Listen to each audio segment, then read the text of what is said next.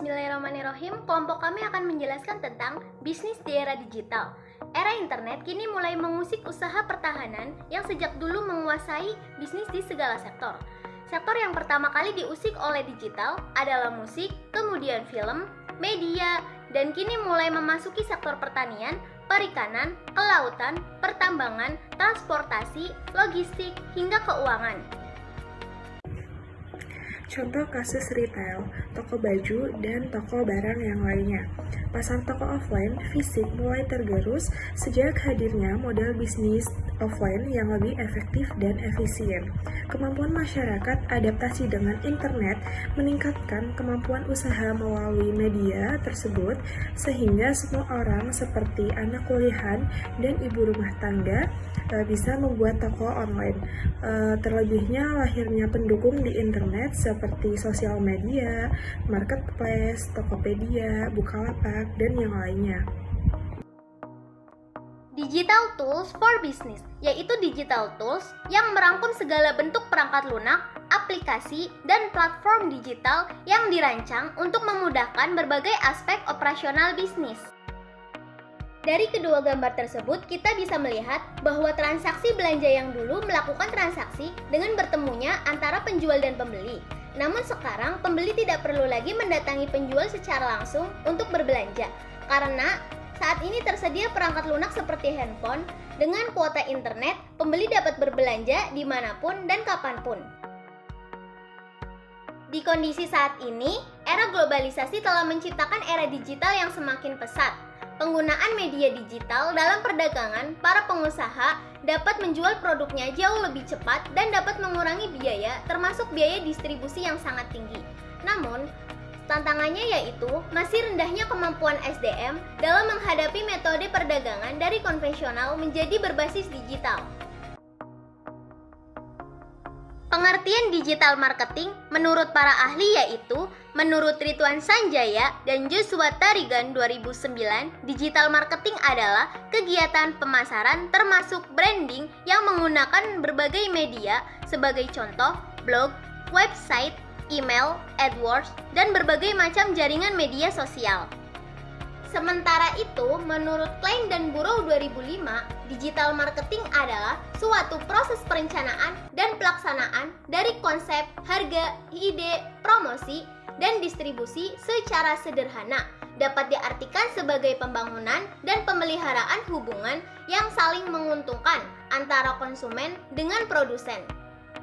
Jadi, digital marketing adalah sebuah teknik untuk memasarkan atau mempromosikan jasa, brand, atau produk menggunakan media digital atau internet. Lalu, komponen yang perlu diperhatikan untuk membentuk strategi digital marketing yaitu yang pertama, tahu usaha yang akan dijalankan.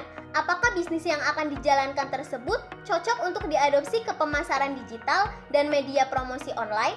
Lalu yang kedua, tahu pesaing. Apakah pesaing sama-sama menerapkan pemasaran digital yang sama? Apakah strategi pemasarannya sudah benar? Lalu kamu bisa mengamati, meniru, dan memodifikasinya. Lalu yang ketiga, tahu pelanggan. Mengetahui apa yang pelanggan inginkan, apakah sudah siap dilayani dengan promosi online, apakah usaha tersebut bisa terlibat dengan hubungan yang berkelanjutan dengan pelanggan. Nah, yang keempat, tahu arah. Mengetahui apa yang diinginkan, maka arah dan tujuan perusahaan bisa terukur dengan jelas, sehingga kemampuan perusahaan akan terus meningkat. Lalu yang kelima, bagaimana cara bekerja? Pelaku bisnis bisa mengukur, mengubah, dan memperbaiki karena pemasaran digital adalah proses berkelanjutan dan berulang. Jenis pemasaran digital yang pertama ada pemasaran internet, yang kedua pemasaran mesin pencari, yang ketiga optimalisasi mesin pencari, yang keempat pemasaran medsos atau media sosial, yang kelima ada pemasaran konten, yang keenam ada pemasaran afiliasi, dan yang ketujuh ada iklan daring, yang kedelapan ada periklanan seluler, dan yang terakhir ada pemasaran email. Macam-macam media digital, ada televisi, handphone, videotron, radio, website, sosial media, marketplace, email, messenger, dan lain sebagainya. Kelebihan bisnis media marketing yang pertama ada efisiensi waktu dan biaya, yang kedua interaktif, yang ketiga kesempatan penetrasi pemasaran luas, yang keempat banyak konten menarik, yang kelima mudah diukur, dan yang keenam jangkauan konsumen tidak terbatas. Kekurangan bisnis media marketing. Yang pertama ada koneksi internet. Mungkin beberapa kasus muncul ketika melakukan promosi online. Misalnya, koneksi internet. Ketika koneksi internet melambat, pengunjung pun sulit untuk mengakses konten yang telah diupload. Yang ketiga ada masalah pembayaran. Banyak orang yang tidak mengerti atau belum memahami tentang metode pembayaran secara online. Yang ketiga ada kurangnya kepercayaan pengguna karena banyaknya penipuan, serta kualitas barang yang dijual tidak sesuai dengan ekspektasi. Digital Marketing 2023. Yang pertama ada hubungan baik dengan influencer atau secara historis promosi dari mulut ke mulut telah menjadi salah satu teknik pemasaran yang paling efektif. Yang kedua ada konten hasil karya sendiri atau asli dan spesifik merek. Konten semacam ini dibuat oleh pelanggan sebagai lawan merek. Yang ketiga, pengalaman UI atau UX yang ditingkatkan. UI sendiri adalah tampilan produk yang ingin kita perlihatkan atau bisa dilihat oleh mata. Sedangkan UX berfokus pada proses pembuatan produk hingga mampu mendapatkan pengalaman kemudahan dari user.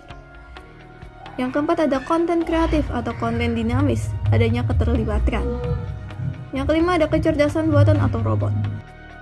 Marketing konten atau konten marketing adalah sebuah seni berjualan kepada audiens dengan menggunakan konten-konten digital sebagai alat utama dalam berjualan. Konten-konten tersebut bisa berupa gambar, foto, artikel, atau video, dan konten-konten tersebut didistribusikan melalui situs web, blog, media sosial, atau mesin pencari. Jenis konten dibagi menjadi 5 bagian. Yang pertama ada teks, yang kedua video, yang ketiga infografis, yang keempat audio, dan yang kelima ada desain. Konsep digital marketing dibagi menjadi 6 bagian. Yang pertama ada informatif, yang kedua edukatif, yang ketiga ada interaktif, yang keempat ada hiburan, yang kelima ada inspirasi, dan yang terakhir ada promosi. Seperti yang sudah diketahui sebelumnya, yang pertama ada informatif. Untuk informatif ini, konten terbaik sebagai promosi seperti halnya informasi trik dan juga tips, infografis, how to hingga studi kasus. Yang kedua ada edukatif. Edukatif lebih ke jenisnya seperti tips, cara, pengertian, bagaimana, apapun yang berkaitan dengan tema bisnis Anda. Ketiga ini ada interaktif. Interaktif, kita lebih melakukan polling, diskusi, ataupun juga mengisi blanks yang pastinya akan lebih menarik, bisa diberikan giveaway. Untuk hiburan, kita lebih mencoba untuk berpikir untuk meningkatkan ekstensi online shop kita.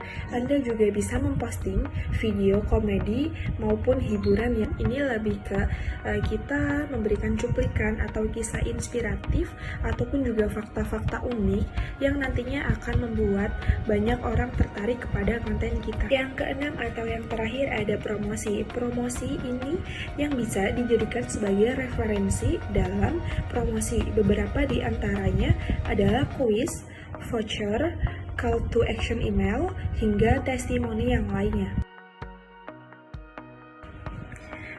Contoh kasus media di sini saya mengambil dari Kompas Gramedia. Yang pertama itu menutup majalah-majalah kawanku, Sinyal, Sip, Motor, Fortune, Harian Bola, dan Jeep karena mulai kesulitan mendapatkan pendapatan dari media fisik.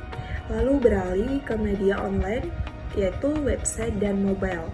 Yang kedua itu Gramedia berhasil melakukan transformasi digital sebelum terlambat untuk beradaptasi dengan tren pembaca yang mulai beralih ke media online.